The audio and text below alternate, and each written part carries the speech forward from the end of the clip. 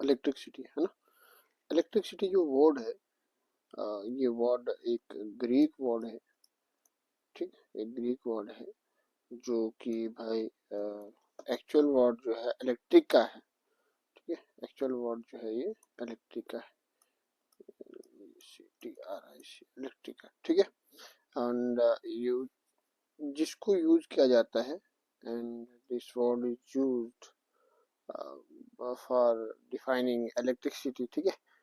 इसी वर्ड मतलब इलेक्ट्रिसिटी जो वर्ड है, सीधा सीधा साफ ऐसा लिख सकते हैं, electricity is the word which is derived from the Greek word इलेक्ट्रिका, ठीक है भैया।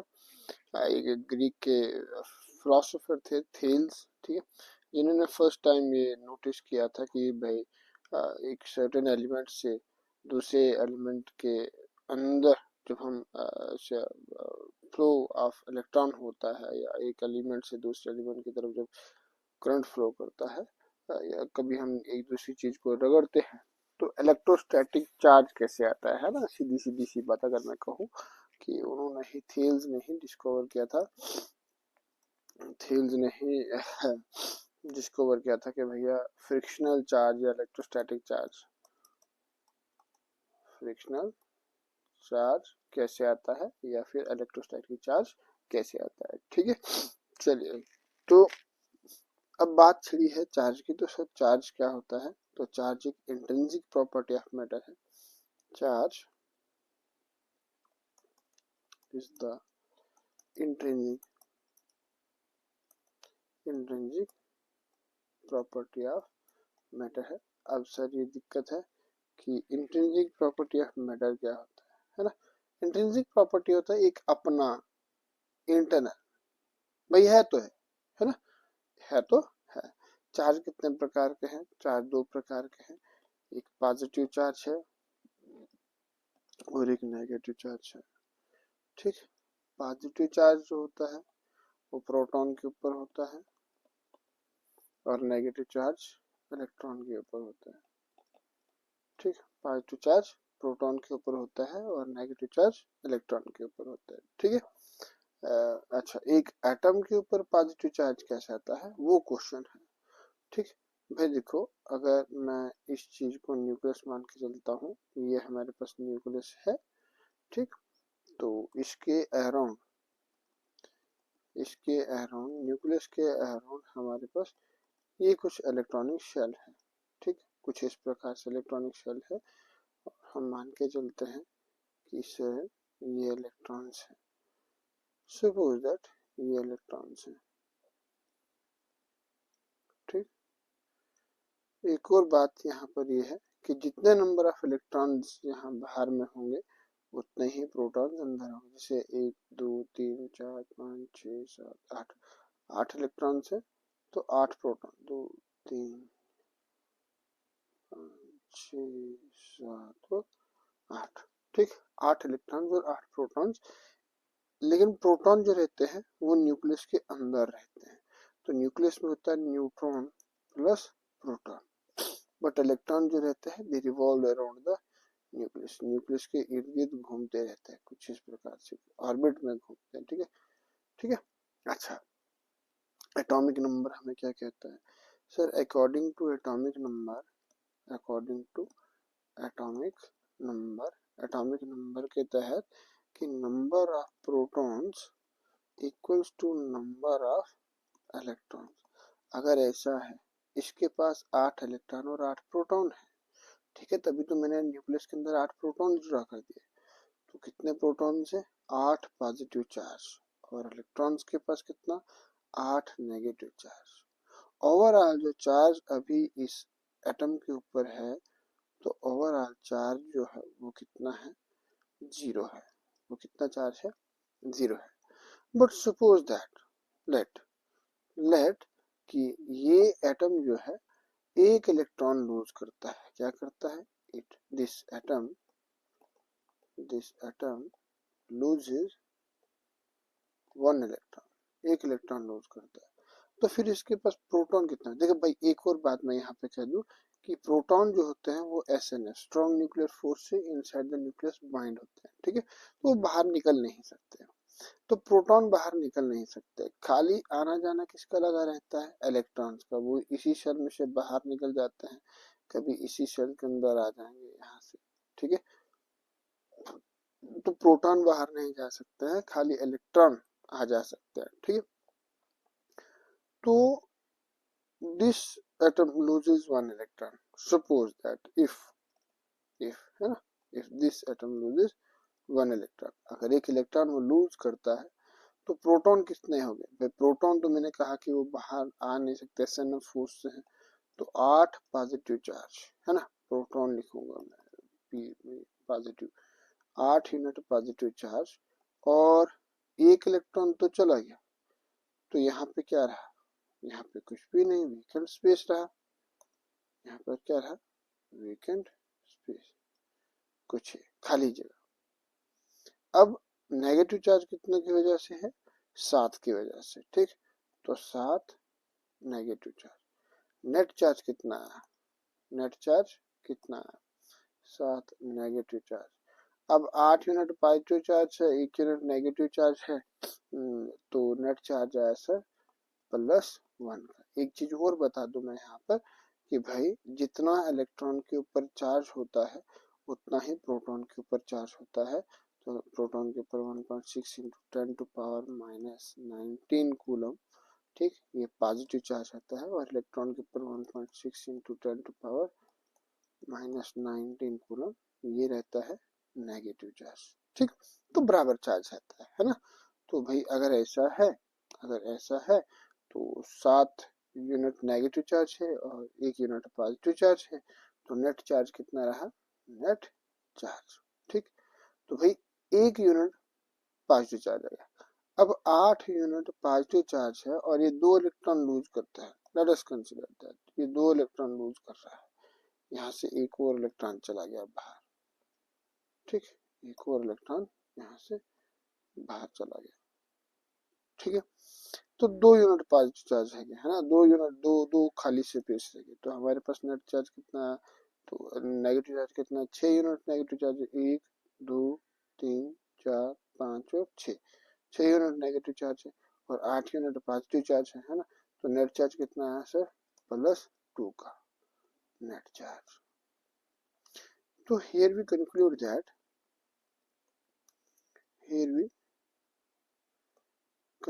that atom acquires positive charge on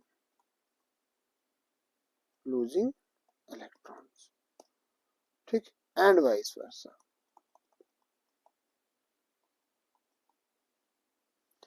And now what do you mean by vice versa?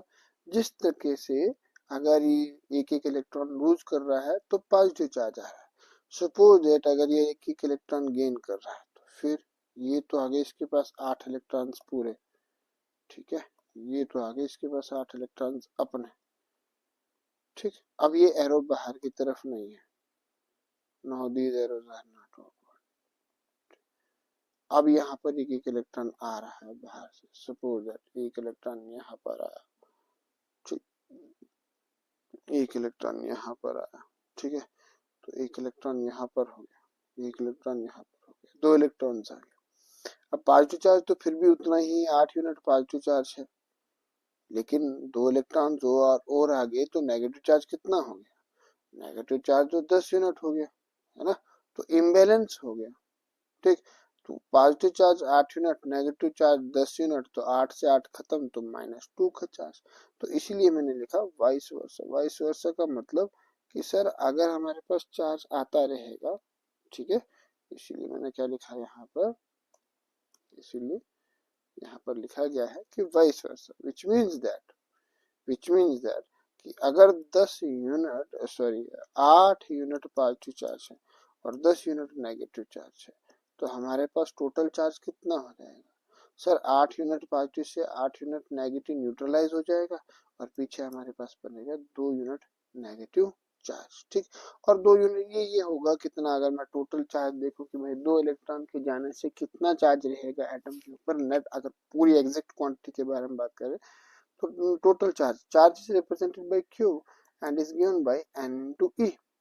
What is n? N is the number of electron either loosed or gained. तो total charge हमारे पास कितना होगा, 2 electron अगर loose कर रहा है तो 2 दरबे 1.6 into 10 to power minus 19 coulomb, तो 16 दूने 32, ठीक है, 3.2 है ना, 3.2 into 10 to power minus 19 coulomb. Now it depends कि अगर इलेक्ट्रॉन आ रहा है then it will be negative charge, ठीक है, तो कितना होगा -3.2 into 10 to power minus 19 coulomb on gaining electrons, on gaining electron। और भाई अगर इलेक्ट्रॉन जा रहा है तो ये Q जो हो जाएगा, ठीक है, this will become -3.2 into 10 to power minus 19 coulomb on losing the electron, losing the electrons. ठीक है भैया, ये रहेगा हमारे पास चार्ज के बारे में कि चार्ज क्या है, ठीक है, कैसे कैसे है उसका आगे, ठीक है। अगला टॉपिक हमारे पास क्या है, अच्छा अब हम बात करते हैं इलेक्ट्रिक करंट की, ठीक। तो इलेक्ट्रिक करंट सर हमारे पास क्या है, इलेक्ट्रिक करंट के बारे में अगर हम बात करें तो सीधा सीधा सा, ठीक है। अच्छा एक छोटा सा क्वेश्चन और भी है इसमें, नहीं बताना चाहता था बट चलो एग्जाम पॉइंट ऑफ व्यू के साथ, कूलम्स लॉ, ठीक है,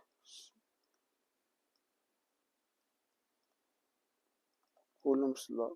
देखिए भैया कूलम्स लॉ उतना ज्यादा कुछ है नहीं, सीधा सीधा सा बता देता हूँ, ग्रेविटेशन लॉ आपने पढ़ा होगा लास्ट टाइम। तो कूलम्स लॉ कहता है कि फोर्स बिटवीन टू चार्जेस, दो चार्जेस के बीच का फोर्स दोनों चार्ज का प्रोडक्ट और दोनों के रेडियस के स्क्वायर के बराबर होता है, ठीक है। सपोज दैट अगर सर हमारे पास ये प्लस Q1 चार्ज है and this is plus Q2 charge है, इन दोनों के बीच का डिस्टेंस जो r है, तो फोर्स जो होगा वो होगा इन दोनों का प्रोडक्ट, इन दोनों चार्जेस का प्रोडक्ट, ठीक, और इसके square of the distance between them. और यहाँ पर जो k का वैल्यू रहता है, k का वैल्यू रहता है 9 into 10 to power 9, ठीक है, फॉर वैक्यूम के बदले, फॉर वैक्यूम। तो भाई आपको सीधा अगर कोई न्यूमेरिकल पूछते, उतना ज्यादा इसमें कुछ है नहीं, है ना। तो अगर कोई आपको न्यूमेरिकल पूछे कि भाई सपोज दैट दो चार्जेस हैं, वो दो चार्जेस हमारे पास 2 सेंटीमीटर पे रखे हुए हैं और हर एक charge Q is equal to 2 ± 2 microcoulomb है, तो बताओ कि भैया उनके बीच का डिस्टेंस फोर्स कितना होगा। तो भाई देखो 2 सेंटीमीटर को आपको कन्वर्ट करना होगा किसमें, 2 सेंटीमीटर को कन्वर्ट करना होगा मीटर में, 1 मीटर में होते हैं कितने सेंटीमीटर, ठीक है, 100 सेंटीमीटर होते हैं, ठीक है। अच्छा तो that is 10 to power -2 metre, है ना, दिस विल बी आर। तो भाई आपके पास एफ कितना हो जाएगा, 9 into 10 to power 9, Q1 कितना है सर, ±2 माइक्रोकूलम, तो 2 micro 2 into 10 to power -6 coulomb, ठीक। तो 2 दरबे 10 की पावर -6 दरबे 2 दरबे 10 की power -6 whole divided by 2 into 10 to power -2 का स्क्वायर, ठीक। तो ये कितना हो जाएगा, 9 दूने 18, 18 दूने 36, 36 into 10 to power, this is the same power must be added, 6 दूने 12 -3 बटे में 2 दूने 4 दरबे 10 की पावर -4। तो ये सॉल्व कर लेना आगे, 9 चौको 36 है ना, ऐसे 9 चौको 36 एंड 10 की पावर 4 9 into 10 to power 1, 4 में से 1 तो न्यूटन आंसर, ठीक है। कुछ इस प्रकार से आपका न्यूमेरिकल सॉल्व होगा, तो इसलिए ये थोड़ा सा इम्पोर्टेंट है। चलिए भाई हम आगे बढ़ते हैं, हमारा जो है that next topic is electric current. So what do you mean by electric current, ठीक है, इलेक्ट्रिक करंट। तो इलेक्ट्रिक करंट आपके पास क्या है, आप कैसे इलेक्ट्रिक करंट को डिफाइन करेंगे, ठीक है। देखिए भैया इलेक्ट्रिक करंट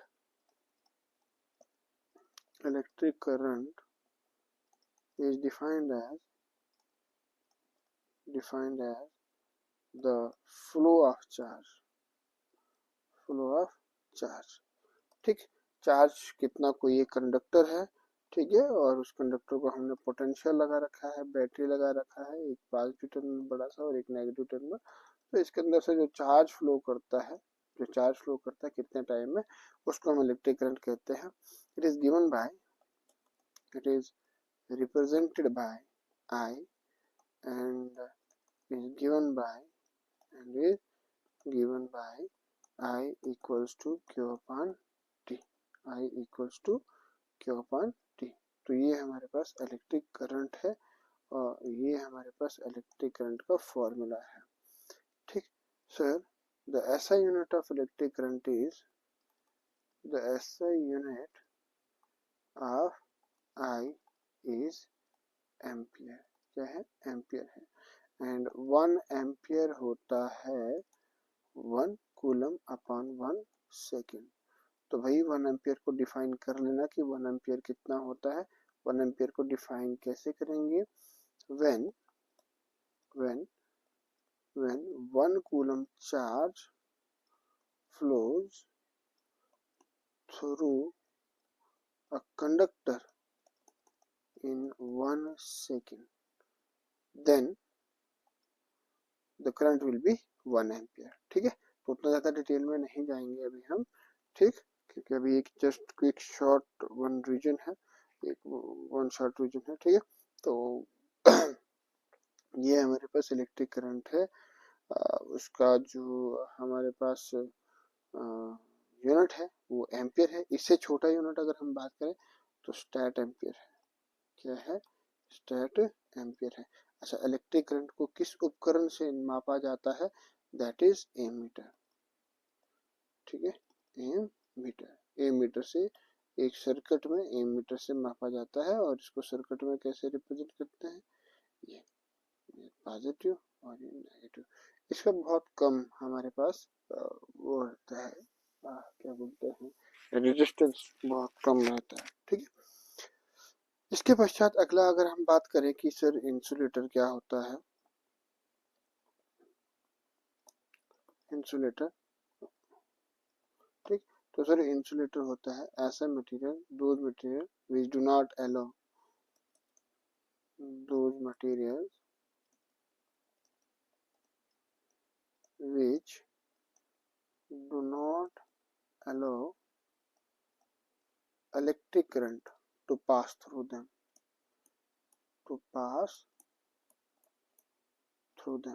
ठीक है, जो हमारे पास इलेक्ट्रिक करंट को पास होने नहीं देते हैं। फॉर एग्जांपल अगर हम बात करें तो फॉर एग्जांपल हमारे पास क्या है? रबर है, उसके पश्चात हमारे पास ग्लास है, ड्राई वुड है, एटसेट्रा। ठीक, तो ये हमारे पास इंसुलेटर है। द नेक्स्ट टॉपिक जो हमारे पास कंडक्टर क्या है? तो इसका विपरीत कंडक्टर हमारे पास है। Those materials which allows electric current to pass through them। भाई स्पेलिंग का देख लेना, to pass through it। For example iron हो गया, ठीक है, उसके बाद वेटवुड हो गया, उसके बाद कोबाल्ट, निकल, कॉपर एक्सेट्रा। भाई कोई भी हमारे पास मेटल जो है वो हमारे पास क्या बोलते हैं इसको, कंडक्टर है। ठीक है, उसके पश्चात अगर हम बात करें कि सर हमारे पास 10th के हिसाब से अगला टॉपिक कौन सा है?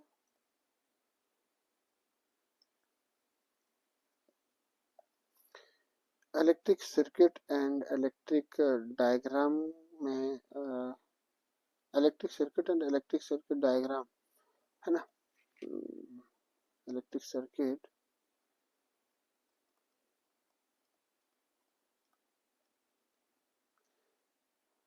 इलेक्ट्रिक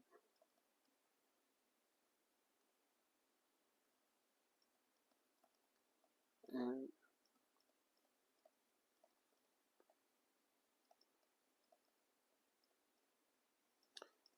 इलेक्ट्रिक सर्किट और इलेक्ट्रिक सर्किट डायग्राम में क्या अंतर है, तो देख लो भैया। देखो, इलेक्ट्रिक सर्किट क्या है? द अरेंजमेंट क्या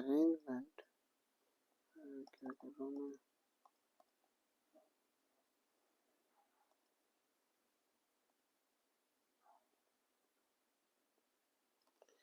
arrangement of electric components,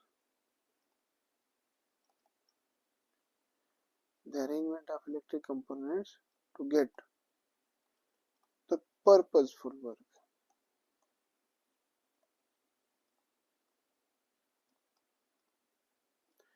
is known as electric circuit। ठीक, और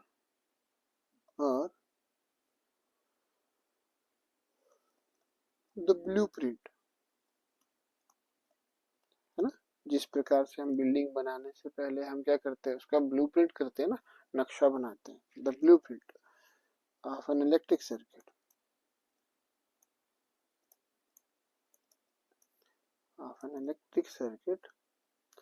on a paper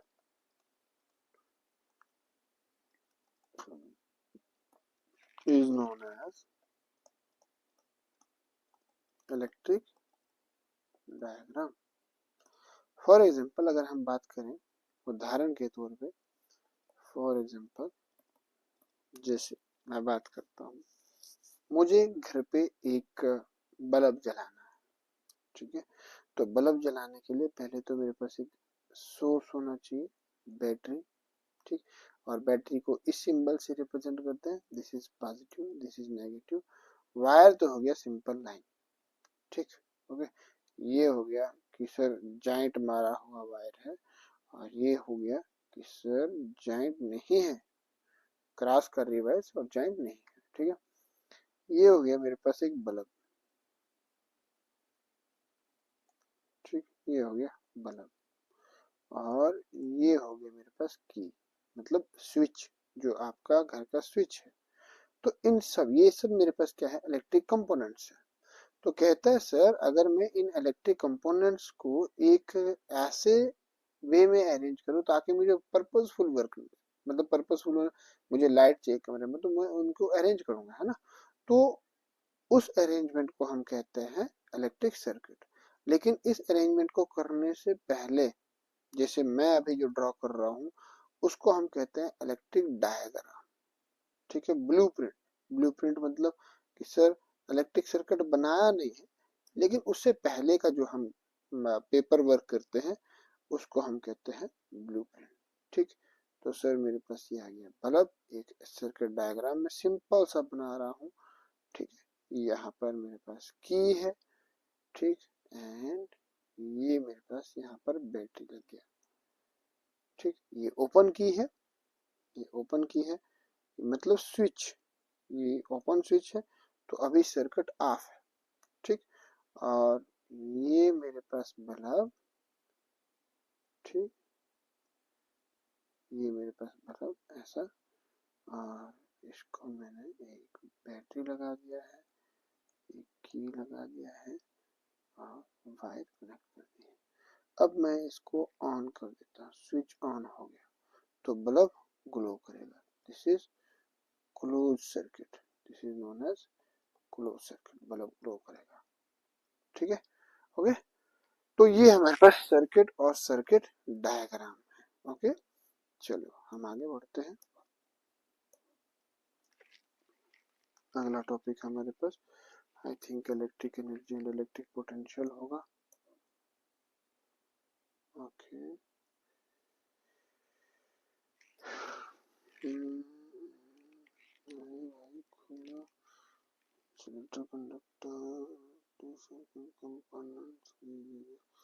भाई इलेक्ट्रिक कंपोनेंट्स बुक से देख लेना और उसको याद कर लेना। हाँ, the next is electric potential.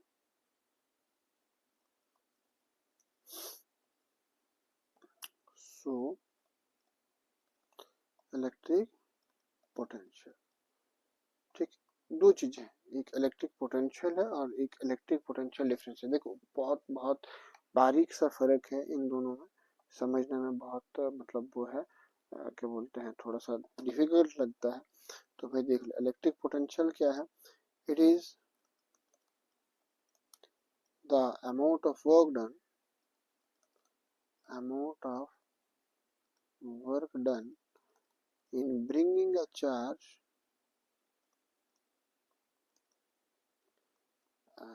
unit positive charge का नेगेटिव चार्ज या यूनिट चार्ज है फ्रॉम इंफिनिटी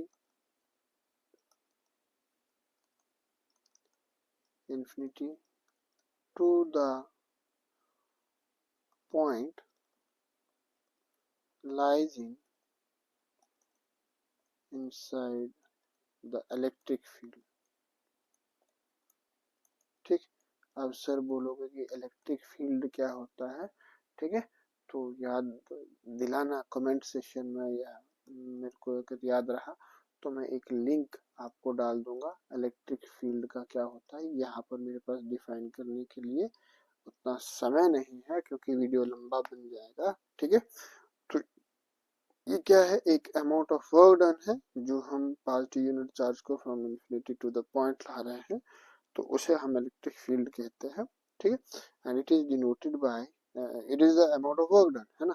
तो भाई मान के चलो इफ ये मेरे पास अगर कोई चार्ज यहाँ पर है, ये कोई चार्ज यहाँ पर है और इसके इर्द गिर्द इसका ये फील्ड है, इसके इर्द गिर्द इसका ये फील्ड है, और किसी पॉजिटिव यूनिट चार्ज को मैं इन्फिनिटी से लेके आ रहा हूँ, बहुत दूर से लेके आ रहा हूँ और पॉइंट पी तक लेके आना है, ठीक है। और पॉइंट पी जो हमारा डिस्टेंस है वो आर डिस्टेंस पर है। तो भाई किस चार्ज को लेके आ रहा हूँ मैं, क्यू नॉट चार्ज को लेके आ रहा हूँ, या क्यू जो भी हमारे पास चार्ज को यूनिट चार्ज को लेके आ रहा हूँ, and this is charge Q, ठीक है। तो if W is the amount of work done, अगर डब्ल्यू इज वर्क डन हमारे पास है, ठीक, एंड क्यू चार्ज है, क्यू इज द चार्ज, ठीक, क्यू इज द चार्ज, ये वाला इस वाले चार्ज का पोटेंशियल होगा, ये वाला क्यू तो हमारे पास 1 हो जाएगा, ठीक है। अगर आपको एग्जैक्ट, क्योंकि यहाँ पे लिखा है ना यूनिट पॉजिटिव चार्ज, तो अगर आपको एग्जैक्ट डेरिवेशन चाहिए इसका तो मैं उस वीडियो का लिंक आपको डाल दूंगा, लेकिन इतना ज्यादा डिटेल में नहीं जाने का है, आपको अभी जस्ट 10th है, ये पूरा 12th में होगा। तो potential, electric potential is denoted by electric potential, electric potential is denoted by V, है ना, and is given by V is equals to W upon Q, V is equals to W upon Q, ठीक है। तो ये बना potential का जो हमारे पास है एक्सप्रेशन है, इसका एक पूरा मेथड है ड्राइव करने का, ठीक है। तो हम बाद में, तो ऐसा यूनिट जो इसका है, ऐसा unit of V is volt, इसको किस में मापा जाता है, इस वर्कडन को वोल्ट में मापा जाता है, ठीक है भैया। उसके पश्चात कहता है इलेक्ट्रिक पोटेंशियल डिफरेंस। तो सर इलेक्ट्रिक पोटेंशियल डिफरेंस क्या है, देखो ये चीज है, तो कहता है द वर्क डन, देखो अब यहाँ पर ध्यान देना, the work done requires to move a charge, positive unit charge from one point to the another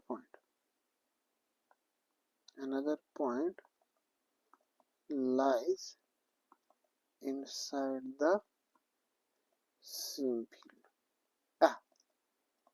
ठीक है। जैसे मेरे पास ये पॉइंट P1 हो गया, यहाँ पर ये पॉइंट P1 है और मैं एक चार्ज को यहाँ से मूव करवा रहा हूँ इस पॉइंट तक P2 तक। देखो ये चार्ज जो है ये अलग डिस्टेंस पर है और ये लोकेशन जो है ये अलग डिस्टेंस पर है। तो इस पाथ में जब मैं मूव कर रहा हूँ, चार्ज को मूव करवा रहा हूँ, तो भाई वहां पर वर्क डन कितना होगा, सपोज दैट भाई देखो सीधी सी बात है, ये पॉइंट जो है वो इस चार्ज से दूर है, तो मान के चलो कि यहाँ पर 10 वोल्ट का पोटेंशियल, और ये पॉइंट जो है P1 पॉइंट जो है ये Q चार्ज से नजदीक है, तो मान के चलो कि यहाँ पर हमारे पास 40 वोल्ट का पोटेंशियल है, है ना। तो भाई पोटेंशियल डिफरेंस कितना आएगा, potential difference delta V that is equal to V2 minus V1, और V2 हमारे पास 40 है माइनस V1 हमारे पास 10, तो टोटल पोटेंशियल जो है वो कितना है, 30 वोल्ट का पोटेंशियल डिफरेंस आया, तो यहाँ पर हमारे पास 10 वोल्ट था। ठीक, तो दोनों को अगेन देखो पोटेंशियल डिफरेंस फिर से हमारे पास 30 वोल्ट आया है ना। तो ये हमारे पास पोटेंशियल डिफरेंस है। एक और चीज ये है कि सर चार्ज को फ्लो करने के लिए हमेशा पोटेंशियल डिफरेंस की जरूरत रहती है, चार्ज को फ्लो करने के लिए हमेशा पोटेंशियल डिफरेंस की ही जरूरत रहती है। ठीक है, तो दैट्स वाई बैटरी हमारे पास पोटेंशियल डिफरेंस प्रोवाइड करता है ना। तो बैटरी से हमारे पास चार्ज कैसे मूव करता है sir, because of potential difference. ठीक, तो ये पॉइंट बहुत इंपॉर्टेंट है कि भाई charge flows in a circuit due to potential difference, है ना। क्योंकि जैसे पानी, पानी जो है पानी ऊपर से नीचे की तरफ बहता है, high altitude to low altitude, है ना, लो अल्टीट्यूड। ठीक, अगर गर्मी है, गर्मी एक बॉडी है, एक बॉडी है जो बहुत हाई टेम्परेचर पर है, किस पर है, हाई टेम्परेचर पर है। ठीक, और एक बॉडी है जो लो टेम्परेचर पर है, ये हमारे पास लो टेम्परेचर पर है। ठीक, तो यहाँ से हीट इस तरफ फ्लो करता है, high pressure high temperature to low temperature, है ना। तो इसी प्रकार से जैसे प्रेशर है, pressure flows from high pressure to low pressure, similarly similarly similarly charge flows from ठीक है, flows from high potential to low potential. ठीक है, high potential to low potential वो फ्लो करता है। ठीक है भैया, उतना ज़्यादा डिटेल में नहीं जाएंगे, है ना, अब फिर हमारा लेक्चर जो है बहुत बहुत लेंथी बन जाएगा। ठीक, तो आई होप कि आपको पोटेंशियल एंड पोटेंशियल डिफरेंस के बारे में पता चल गया होगा। मैं इसमें लिंक भी डाल दूंगा इसका। ठीक है, अच्छा इलेक्ट्रिक पोटेंशियल, उसके पश्चात हमारे पास ओम्स लॉ, है ना, बहुत एक इम्पोर्टेंट है 10th के हिसाब से। ओम्स लॉ हमारे पास क्या है, तो भाई Ohm's law, OHMS Ohm's law. ठीक, तो सर ओम्स लॉ हमारे पास क्या आता है, देखो भाई देखो ओम्स लॉ किसने दिया था, ओम्स लॉ दिया था जॉर्ज सीमन ओम ने।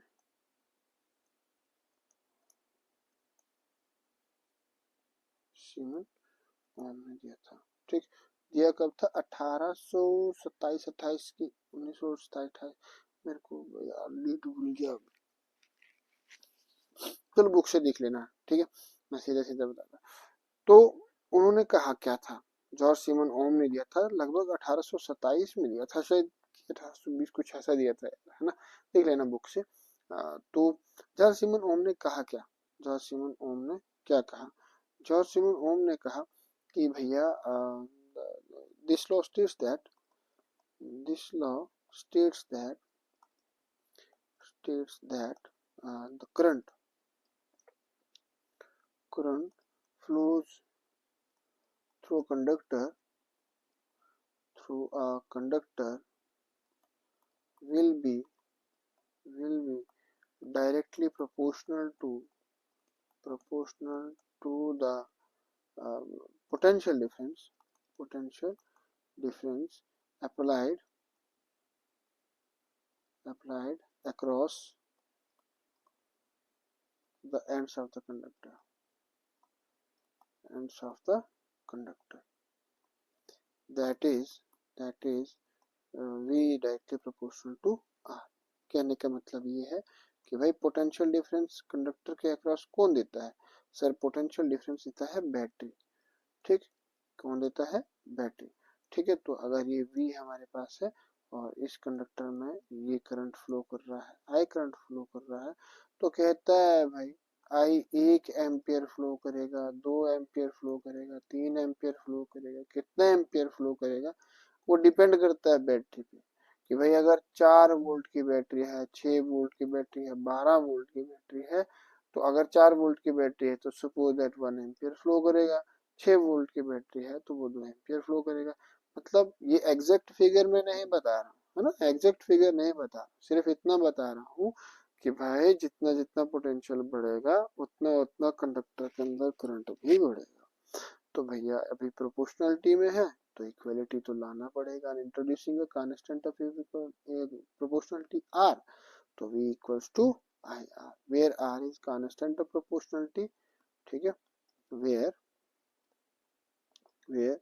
r is constant of proportionality and is known as the resistance offered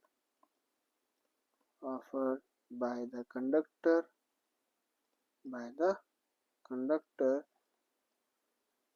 in the path of electric current. ठीक है, ओके। तो भाई ये हमारे पास ओम्स लॉ है। ठीक है, किसने दिया था? जॉर्ज सिमन ओम ने दिया था। और ये हमारे पास आर का जो वैल्यू है, R is measured in ohm. ठीक है, the SI unit of R. ठीक है, तो अगर हम रेजिस्टेंस को ही डिफाइन करें, so how can we define resistance? Resistance is defined as the resistance, ऐसे लिख देना यहाँ से भाई, देखो यहाँ से constant proportional is known as resistance offered by the conductor, है ना। तो offered by the conductor in the path of current. So अगर आपको रेजिस्टेंस डिफाइन करना हो, resistance, so resistance is defined as the obstacle in the path of current is known as resistance. ठीक, it is denoted by R and is given by R equals to rho L बटे में A। ठीक है भैया, ये हमारे पास resistance है और ये रेजिस्टेंस का इक्वेशन है। ठीक, R equals to rho L upon A। तो यहाँ से सीधा सीधा सब पता चल रहा है कि अच्छा इसका जो ऐसा यूनिट है वो ऐसा यूनिट है ओम। क्या है? क्योंकि ओम्स लॉ है तो सिंबल उसका ये है 1 ओम, 2 ओम, 3 ओम, 1 kilo ohm, 2 kilo.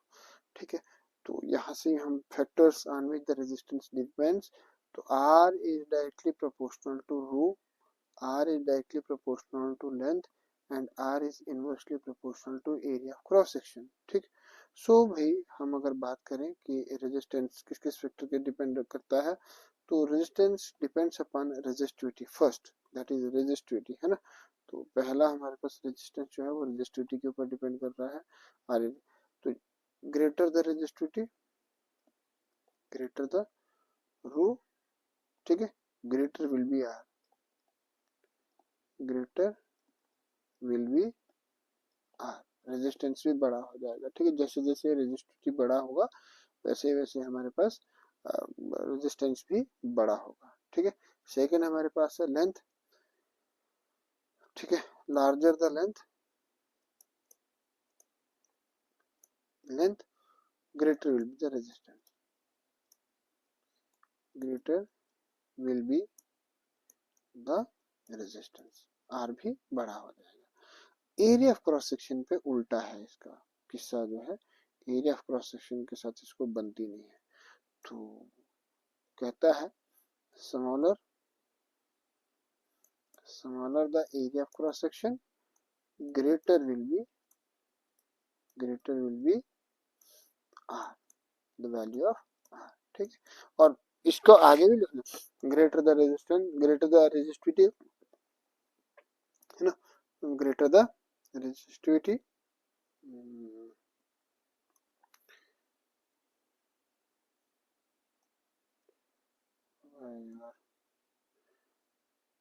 oh shit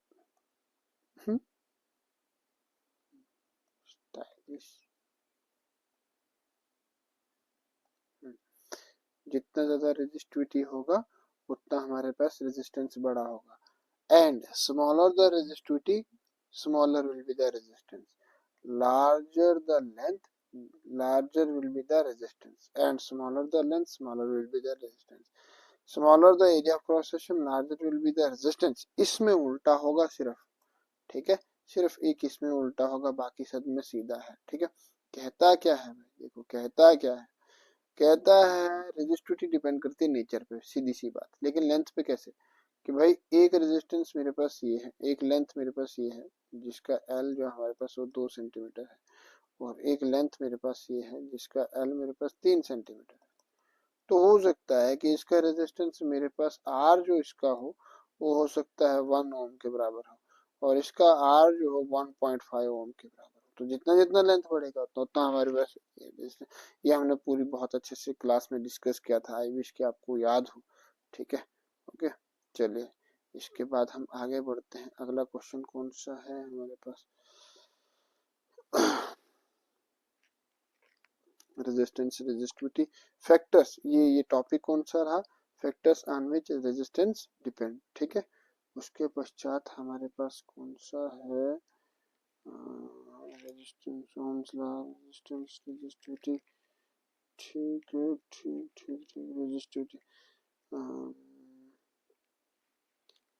ठीक है,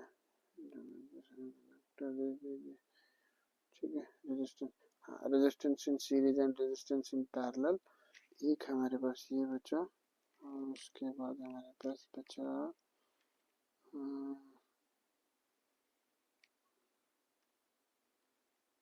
electric energy and electric power, electric power से जाना। अच्छा, एक हमारे पास बचा electric resistance in series and resistance in parallel. तो देखो भैया, आर इन सीरीज, देखो R is a two terminal device, ये हमारे पास रेजिस्टेंस का सिंबल है।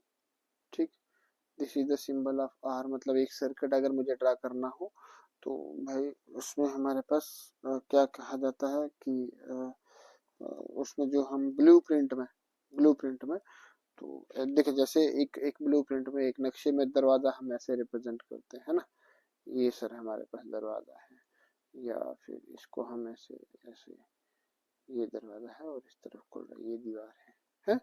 ठीक, उसी प्रकार से रेजिस्टेंस को हम जब उसमें लगाते हैं, सर्किट में लगाते हैं, तो सॉरी सर्किट डायग्राम में जब हम लगाते हैं तो ऐसे रिप्रेजेंट करते हैं। ठीक है भैया, तो वो कहता है रेजिस्टेंस एक टू टर्मिनल डिवाइस है, टर्मिनल 1 एंड टर्मिनल 2, इसको हम टेल कहते हैं या हेड कहते हैं, और अगर उसको टेल कहा है तो इसको हेड कहेंगे। तो resistance in series also known as head to tail series, head to tail series या head to tail combination, head to tail combination. ठीक, तो सीरीज में जब रेजिस्टेंस लगते हैं, दो तीन रेजिस्टेंस, मान के चलो कि दो रेजिस्टेंस में लगा रहा हूँ, एक रेजिस्टेंस ये है R1 और एक रेजिस्टेंस हमारे पास ये है R2, दोनों रेजिस्टेंस। तो हमें कहा जाता है कि भाई ये दो रेजिस्टेंस को लगाया जा रहा है ए और बी पॉइंट के बीच में, तो बताओ कि ए और बी पॉइंट के बीच में रेजिस्टेंस, टोटल रेजिस्टेंस कितना, मतलब यहाँ पे यहाँ से लेकर यहाँ तक टोटल रेजिस्टेंस हमारे पास कितना है, वो आर हमें फाइंड आउट करना है। ठीक, तो मैं क्या कर रहा हूँ, इसमें एक वायर डाल रहा हूँ, ये पॉजिटिव टर्मिनल, ये नेगेटिव टर्मिनल, ऐसा। ठीक है, ऐसे इसको कनेक्ट कर देना, कोई ऐसा ना कह दे कि सर डिस्कनेक्ट कर रखा है। ठीक है, हाँ ये ऐसा, ओके। तो भाई देखो मैं क्या कर रहा हूँ, करंट डाल रहा हूँ, ये हमारे पास रेड एरो से करंट जा रहा है ये। ठीक, तो पहले पोटेंशियल ये ड्रॉप करेगा, करंट आई, करंट दोनों में से। ठीक, और उसके बाद पोटेंशियल ये ड्रॉप करेगा।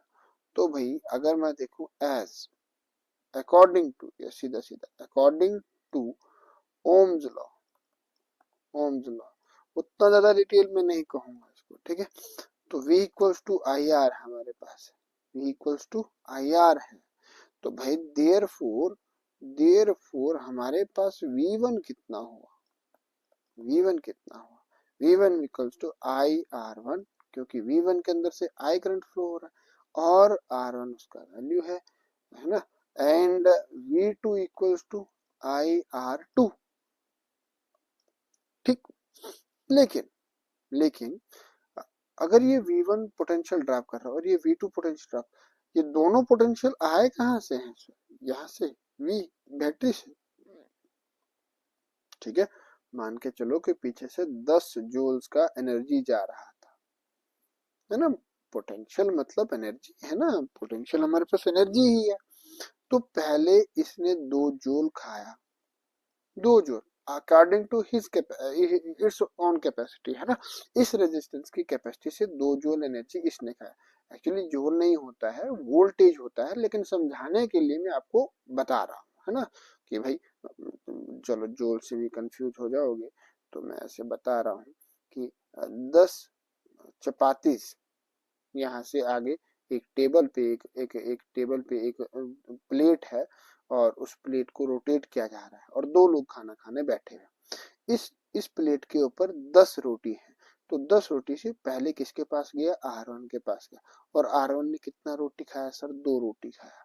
अपनी भूख मिट गई। उसके बाद वो प्लेट किसके पास जाएगा, पर्सन नंबर 2 के पास।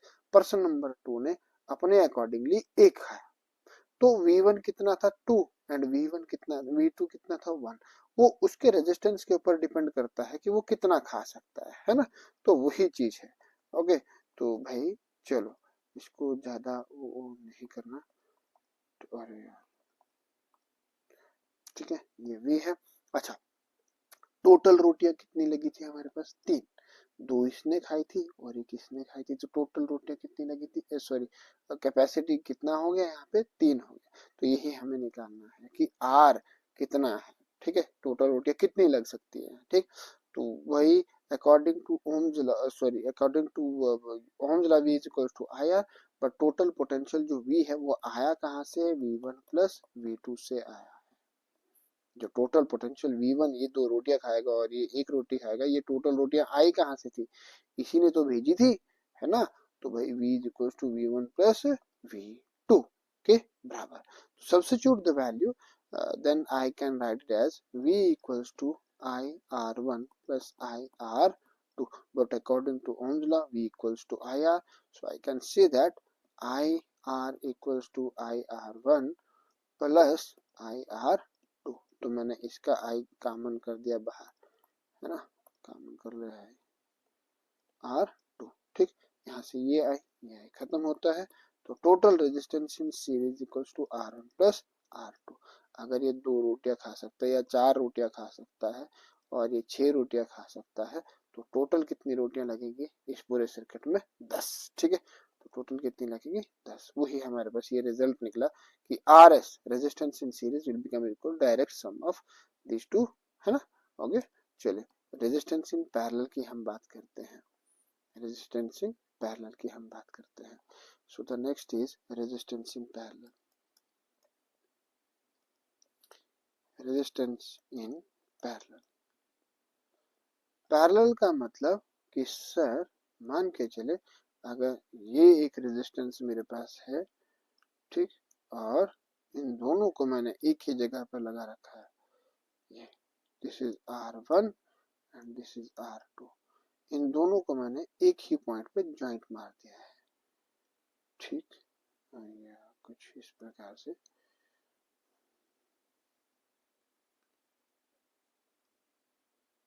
ये ठीक है, और इन दोनों को एक ही बैटरी से कनेक्ट कर दिया है कि क्लोज, ठीक। This is potential V। तो अब क्या होगा, अब ये करंट मेरे पास यहाँ जैसे इस पॉइंट पे पहुंचेगा तो करंट दोनों हिस्सों में बटेगा, I1 और I2।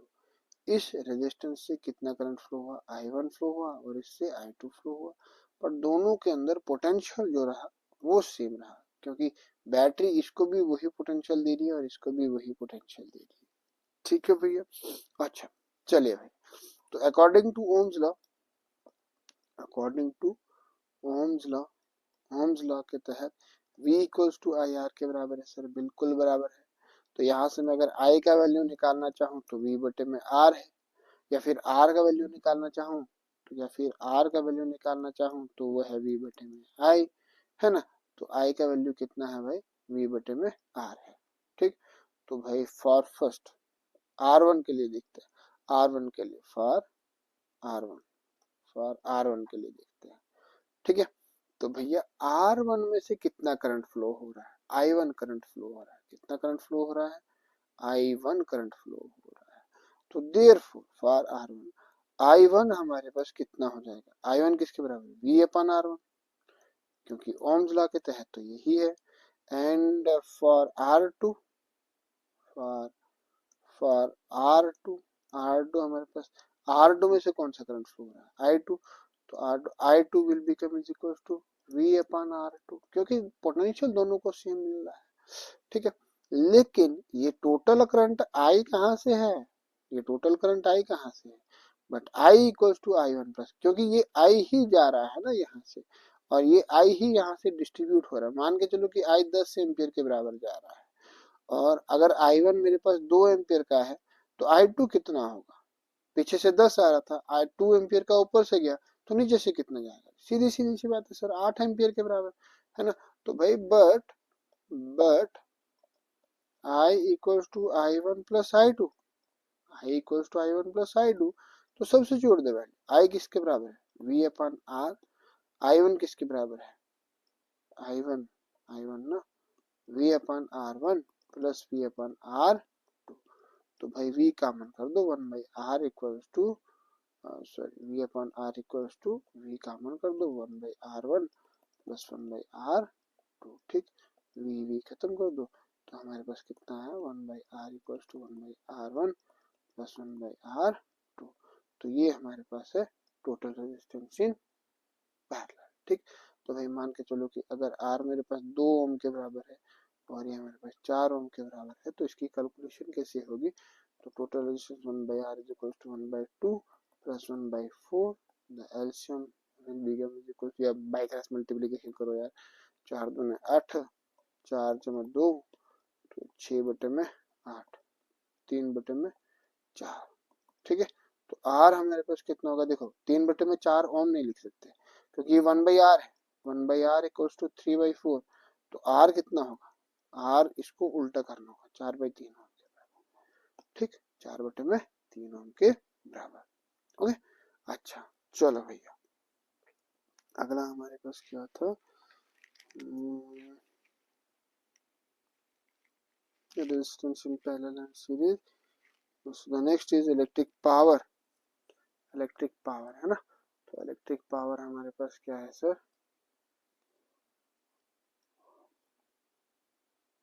मैं यार क्या कर रहा,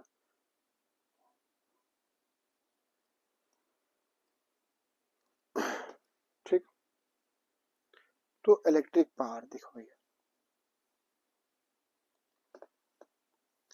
electric power,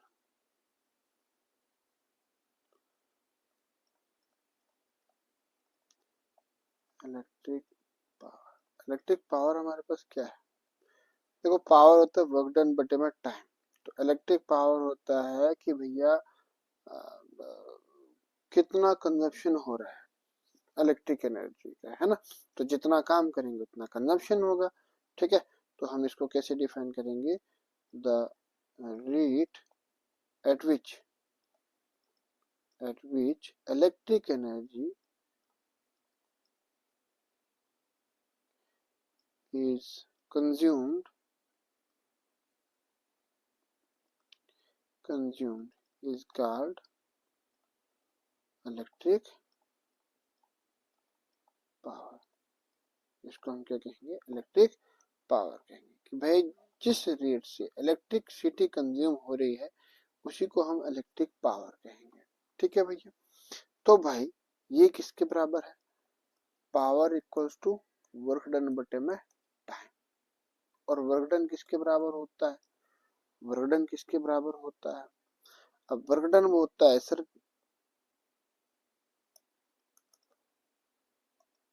charge into potential divided बटे में टाइम, डिवाइडेड बाय टाइम, ठीक है।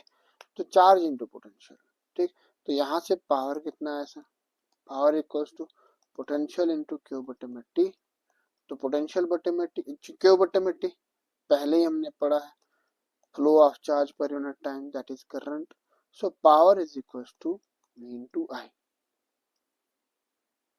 एक इक्वेशन, अब V equals to I R, ठीक है। हमें पता है हमें ये पता है, but V equals to I R.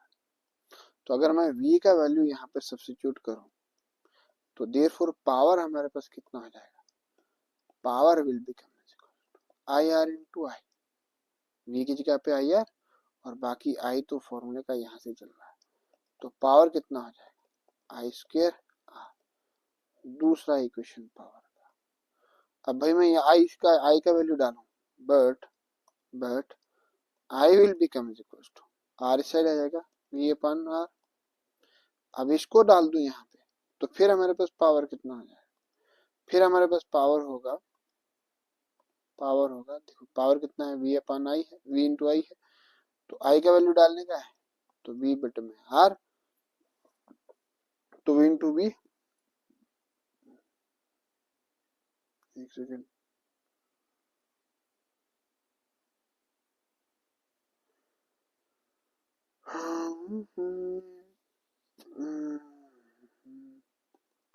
V square upon R, पक्का ना, बुक में क्या लिखा हुआ है, V square into R, V square by R बनना है यार, V equals to I R, V equals to I R, तो I equals to V upon R, misprint हो गया है शायद वहाँ पे, ठीक। तो ये power is equals to V square upon R, ठीक है, तीन फॉर्मूला। तो ऐसा यूनिट ऑफ पावर, ऐसा unit of power is what, और सर 1 वाट किसके बराबर होगा, जब 1 जूल काम करे 1 सेकंड में, बैटरी 1 सेकंड में जब 1 जूल के बराबर काम करती है 1 सेकंड में, तब हमारे पास 1 वाट के बराबर पावर कंज्यूम होता है, ठीक है। और इसका बड़ा यूनिट जो है दैट इज किलोवाट, है ना। तो यहीं पे शायद आपका ये चैप्टर खत्म होता है, ठीक है। तो मिलते हैं बहुत जल्द नेक्स्ट सेशन में, तब तक के लिए जय हिंद जय भारत।